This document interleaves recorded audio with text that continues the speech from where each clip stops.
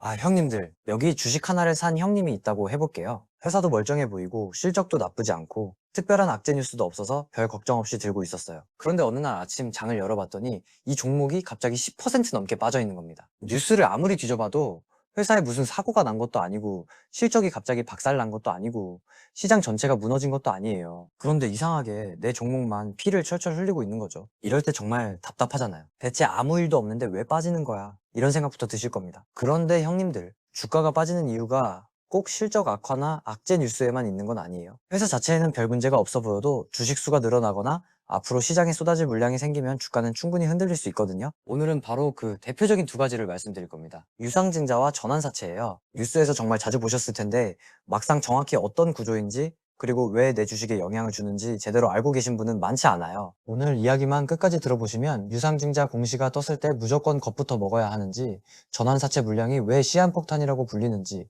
그리고 이런 위험을 미리 어떻게 확인하는지까지 한 번에 정리하실 수 있을 겁니다. 본격적으로 시작하기 전에 구독과 좋아요 그리고 하이프까지 한 번씩 부탁드리겠습니다. 그럼 먼저 유상증자부터 아주 쉽게 풀어볼게요. 유상증자라는 말이 처음 들으면 굉장히 어려워 보이는데요. 유상은 돈을 받는다는 뜻이고 증자는 주식수를 늘린다는 뜻이에요. 그러니까 회사가 새 주식을 만들어서 투자자에게 팔고 그 대가로 돈을 조달하는 겁니다. 회사가 공장을 지으려는데 돈이 부족하거나 새로운 사업을 시작하려는데 자금이 필요하거나 당장 갚아야 할 빚이 있을 때 이런 방식을 쓰는 거예요. 그런데 여기서 궁금해지죠. 회사가 돈을 확보하면 좋은 일 같은데 왜 유상증자 발표만 나오면 주가가 빠지는 경우가 많을까? 피자 한 판으로 생각해 보시면 이해가 쉬워요. 피자 한 판을 8조각으로 나눠서 8명이 한 조각씩 먹기로 했다고 해볼게요. 그런데 피자 크기는 그대로인데 갑자기 16조각으로 다시 잘랐어요. 먹을 사람은 늘어났는데 피자 자체가 커진 건 아니잖아요. 그러면 한 사람이 받는 조각은 자연스럽게 작아질 수밖에 없습니다. 주식도 비슷해요. 회사 가치가 당장 크게 늘어난 건 아닌데 주식 수만 확 늘어나면 기존 주주가 가지고 있던 한 주의 몫이 상대적으로 작아져요. 이걸 주식 가치가 희석된다고 표현합니다. 내가 가지고 있던 회사 지분의 비율도 줄어들고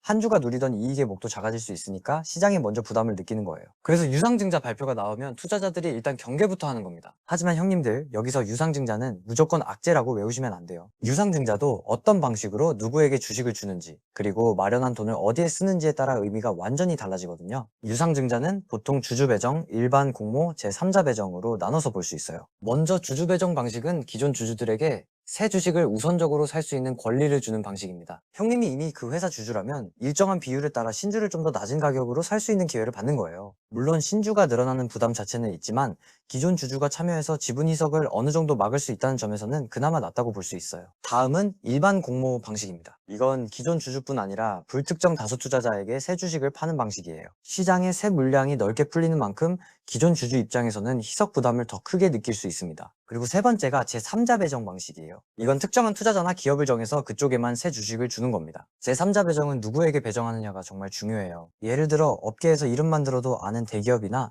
장기적으로 사업을 같이 할 전략적 투자자가 들어온다면 시장이 긍정적으로 볼 수도 있어요. 단순히 돈만 넣는 게 아니라 기술 협력이나 판로 확대 같은 실질적인 시너지가 생길 수 있기 때문이죠. 반대로 이름도 생소하고 실체도 잘 보이지 않는 회사가 들어오거나 최대 주주와 이해관계가 복잡하게 얽힌 곳에 싼 가격으로 신주를 몰아준다면 이야기가 달라집니다. 이럴 때는 회사 성장을 위한 투자라기보다 누군가에게 유리한 거래가 아닌지부터 의심해봐야 해요. 그리고 유상증자에서 방식만큼 중요한 게 바로 자금 사용 목적입니다. 회사가 유상증자로 확보한 돈을 새 공장 건설, 생산설비 확충, 연구개발, 유망 기업 인수 같은 데 쓴다고 해볼게요. 그 사업이 실제로 성장 가능성이 있고 회사가 계획대로 실행할 능력까지 있다면 단기적으로는 주식수 증가 때문에 주가가 흔들려도 장기적으로는 회사 가치가 커질 수 있어요. 피자 조각수가 늘어난 대신 피자 자체도 더 커지는 그림이 나올 수 있다는 겁니다. 반대로 마련한 돈 대부분을 빚 갚는 데 쓰거나 당장 직원 월급과 운영비를 메우는 데 쓴다면 조심하셔야 돼요. 회사가 본업에서 현금을 만들지 못하고 주주돈으로 급한 불을 끄고 있다는 뜻일 수 있거든요. 특히 몇 년 동안 유상증자를 반복하면서도 실적은 계속 적자라면 더 위험합니다. 그 회사는 사업으로 돈을 버는 게 아니라 주식을 계속 찍어서 버티고 있을 가능성이 있기 때문이에요. 그래서 유상증자 공시를 보면 유상증자를 한다는 사실 하나만 보지 마시고 방식이 무엇인지, 신주 발행 규모가 얼마나 되는지, 발행 가격이 현재 주가보다 얼마나 낮은지, 마련한 돈을 어디에 쓰는지를 같이 보셔야 합니다. 이제 두 번째로 넘어가 볼게요. 유상증자보다 구조가 조금 더 복잡하고 투자자들이 놓치기 쉬운 게 전환사채입니다. 전환사채는 영어 약자로 CB라고도 부르는데요. 말 그대로 나중에 주식으로 전환할 수 있는 회사채예요. 처음에는 회사가 투자자에게 돈을 빌리고 채권을 발행합니다. 일반 회사채라면 만기 때 원금과 이자를 갚으면 끝이죠. 그런데 전환사채를 가진 투자자는 조건이 맞으면 돈으로 돌려받는 대신 회사 주식으로 바꿔달라고 요구할 수 있어요. 회사 입장에서는 당장 현금을 조달할 수 있고 투자자 입장에서는 채권처럼 이자를 받다가 주가가 오르면 주식으로 바꿔서 더 큰 수익을 노릴 수 있는 구조입니다. 겉으로 보면 회사와 투자자 모두에게 좋은 방식처럼 보이는데 기존 주주 입장에서는 여기서 문제가 생길 수 있어요. 전환사채가 주식으로 바뀌는 순간 새로운 주식이 대량으로 생기기 때문입니다. 아까 피자 이야기와 똑같아요. 기존 주식수가 늘어나면 한 주당 몫이 줄어들 수 있고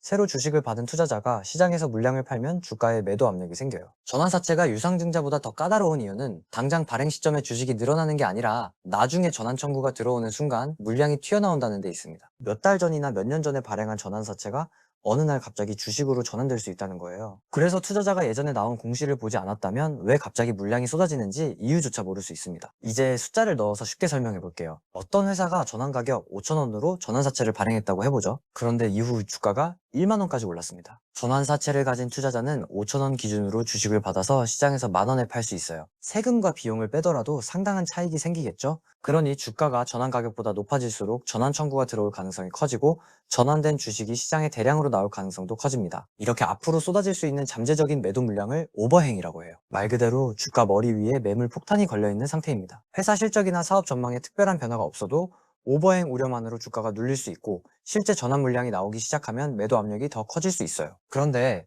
전환사채에는 투자자들이 특히 조심해서 봐야 하는 조항이 하나 더 있습니다. 바로 리픽싱이에요. 리픽싱은 주가가 내려갔을 때 전환 가격도 일정한 기준에 따라 낮춰주는 조항입니다. 아까 전환 가격이 5,000원이라고 했는데 주가가 3,000원으로 떨어졌다고 해볼게요. 그 상태에서 5,000원 기준으로 주식을 받으면 전환사채 투자자는 손해를 볼 수 있잖아요. 그래서 계약에 리픽싱 조항이 있으면 전환 가격을 4,000원, 3,000원 경우에 따라 그보다 더 낮은 수준으로 조정해 줄 수 있어요. 전환사채 투자자 입장에서는 손실을 줄여주는 안전장치가 되는 겁니다. 하지만 기존 주주에게는 부담이 더 커질 수 있어요. 전환 가격이 5,000원일 때 100주를 받을 수 있었다면 전환 가격이 2,500원으로 내려가면 같은 금액으로 200주를 받을 수 있잖아요. 주가가 떨어질수록 앞으로 발행될 주식 수가 더 늘어나는 구조가 될 수 있는 겁니다. 주가 하락이 전환 가격 인하로 이어지고 전환 가격 인하가 잠재 물량 증가로 이어지고 그 물량 부담이 다시 주가를 누르는 악순환이 생길 수도 있어요. 그래서 전환사채 공시를 볼 때는 발행 금액만 확인하면 안 됩니다. 전환 가격이 얼마인지, 전환 가격 조정 조항이 있는지, 최저 조정 가격은 어디까지인지, 언제부터 전환 청구가 가능한지, 아직 주식으로 바뀌지 않은 물량이 얼마나 남아있는지를 함께 보셔야 해요. 그렇다고 유상증자와 전환사채를 무조건 나쁜 제도라고 볼 필요는 없습니다. 회사가 성장하려면 어느 순간 큰 돈이 필요할 수 있어요.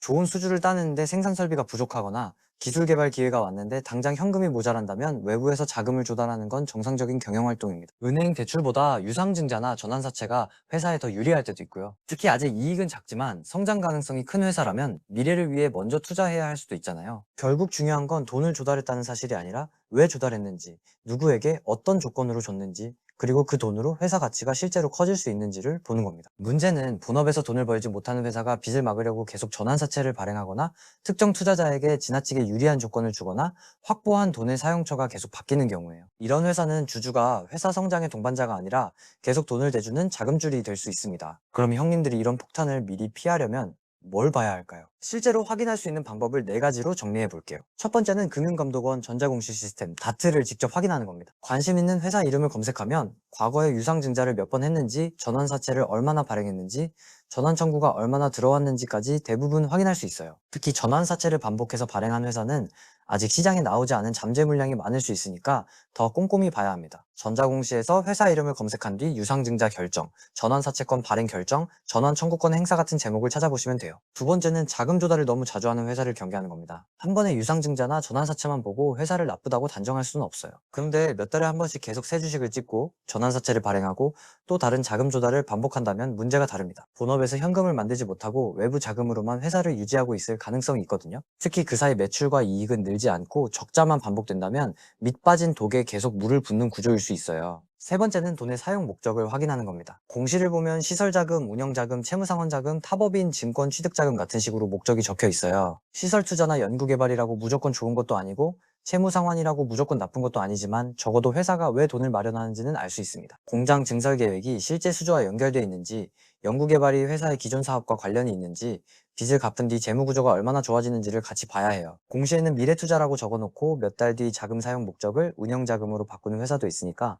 변경 공시까지 확인하시면 더 좋습니다. 네 번째는 전환 가능 시점과 남아있는 물량을 확인하는 겁니다. 전환사채는 언제부터 주식으로 바꿀 수 있는지 기간이 정해져 있어요. 전환 청구 가능일이 다가오고 있고 현재 주가가 전환 가격보다 훨씬 높다면 차익을 노린 전환 물량이 나올 가능성을 생각해야 합니다. 반대로 주가가 전환 가격보다 낮더라도 리픽싱을 통해 전환 가격이 내려갈 수 있는지 봐야 하고요. 이미 발행된 전환사채 중 아직 전환되지 않은 잔액이 얼마나 되는지 계산해보면 잠재적인 주식수 증가 규모도 어느 정도 가늠할 수 있어요. 오늘 이야기 한번 정리해 볼게요. 악재 뉴스도 없는데 내 종목이 갑자기 빠졌다면 회사 실적만 볼 게 아니라 유상증자와 전환사채 물량도 확인해 봐야 합니다. 유상증자는 회사가 돈을 받고 새 주식을 발행하는 방식이고, 기존 주주 입장에서는 주식가치 희석 부담이 생길 수 있어요. 하지만 주주 배정인지 일반 공모인지 제3자 배정인지에 따라 의미가 다르고, 조달한 돈을 성장 투자에 쓰는지 급한 빚을 막는 데 쓰는지에 따라서도 평가가 달라집니다. 전환사채는 나중에 주식으로 바꿀 수 있는 회사의 빚이에요. 주가가 전환 가격보다 높아지면 대량 전환과 매도 물량이 나올 수 있고,